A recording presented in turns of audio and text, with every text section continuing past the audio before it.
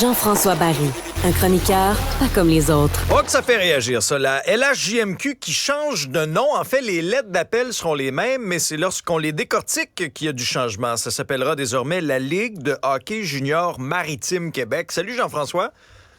Salut Alexandre, effectivement, je pensais pas que ça allait faire jaser autant.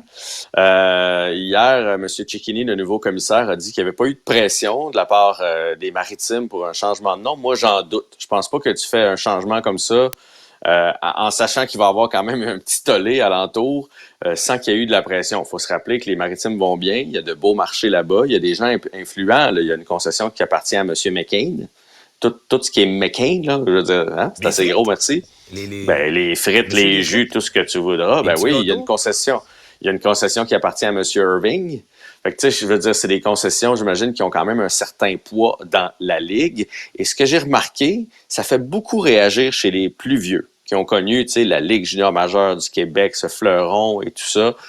Peut-être, les autres, ça vient vraiment les chercher, les heurter, là, énormément.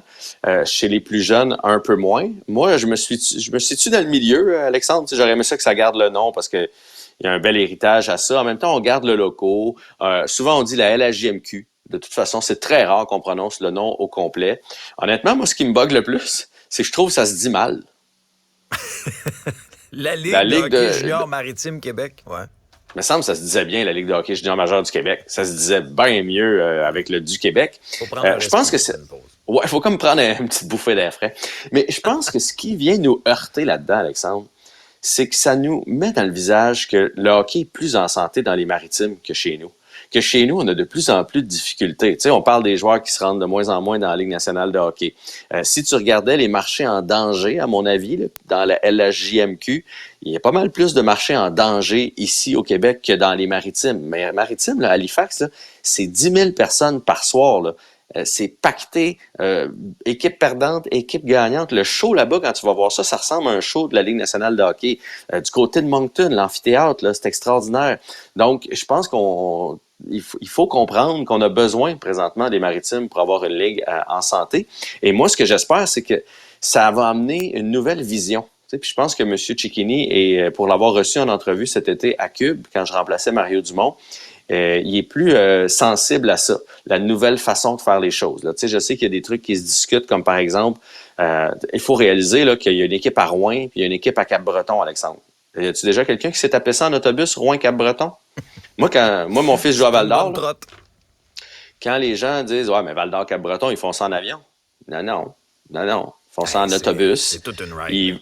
Ils vont jouer 3 parties en 4 soirs là-bas, puis ils reviennent en autobus. Je veux dire, fait que là, ils commencent à parler de faire plus de programmes doubles. Tu sais, tant qu'à faire déplacer l'équipe. Ben oui. Tu sais, fait que je pense qu'il y a une nouvelle mentalité qui s'en vient. Et pourquoi pas, une année, mettons, c'est Cap-Breton qui visite Rouen 2 fois. Puis l'année prochaine, c'est Rouen qui visite Cap-Breton 2 fois. Tu sais, à un moment donné, réduire les coûts, réduire la pollution, réduire le voyagement pour les jeunes. Bref, la Ligue, elle n'est plus où elle était il y a 20 ans. Puis il faut malheureusement accepter ça. Puis si on veut une Ligue en santé, ça prend des marchés en santé. Puis tu sais, un marché comme Edmundston, il n'y a pas d'équipe à Edmundston. Mais moi, ma belle famille vit là. Il y a une équipe junior A là-bas, le Blizzard. C'est plein à craquer. Il y a plus de monde que l'amphithéâtre qui ont construit au Blizzard. Il y a plus de monde là que dans bien des parties à la JMQ. Fait que, tu sais, ça serait un marché potentiel pour le hockey là-bas aussi. Fait qu'à un moment donné, ben, c'est là qu'on est rendu. Il y a plein d'autres sports qui se développent au Québec. C'est parfait, mais le hockey, veut pas, c'est en perte de vitesse.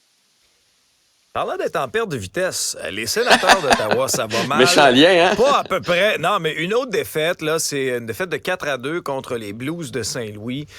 Le supplice va s'arrêter quand pour les sénateurs? Là? On va couler jusqu'où là, pour faire un changement? On parle beaucoup de DJ Smith. Là. Ça fait des mois qu'il est sur du temps emprunté, DJ Smith, comme entraîneur. Ouais, ben pour vrai, je comprends pas les sénateurs. Tu sais, surtout hier, tu joues contre les Blues qui viennent de congédier Craig Berube, puis justement, ils gagnent. Alors, regarde ce que les Oilers ont fait depuis qu'ils ont congédié leur entraîneur. Ils gagnent. Fait que je peux pas croire que ça leur traverse pas l'esprit de dire fait 4 ans qu'on perd avec lui. Peut-être que si on le change, on va se mettre à gagner. Et surtout que ce qui est triste avec les sénateurs, puis moi, je les aime, les sénateurs. En plus, c'est une équipe qui est proche de nous. On leur souhaite du succès. Puis ils ont une belle équipe de hockey. Ils ont des joueurs excitants à regarder. C'est bon, genre. Oui, puis eux autres, ils sont chanceux parce que il y avait 6-7 parties d'avance à jouer de plus que les autres équipes. Je sais pas pourquoi c'était comme ça.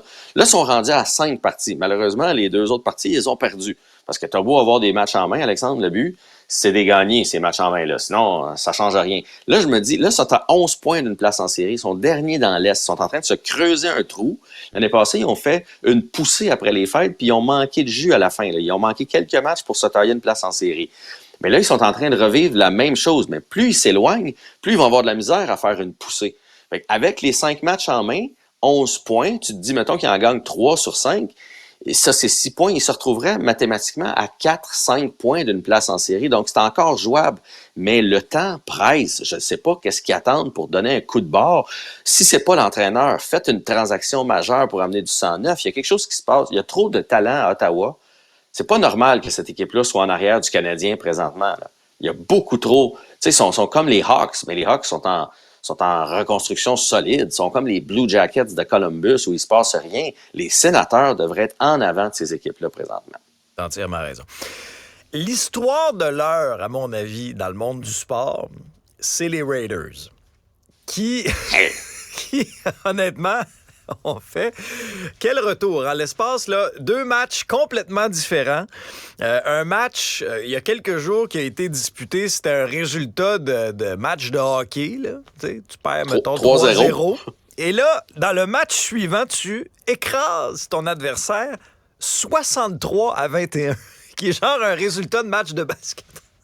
En fait, c'est un record. C'est un record de concession. En fait, ça aurait été un match de basket si les Chargers avaient réussi eux autres aussi à faire une cinquantaine de points. Mais ils en ont fait seulement 21.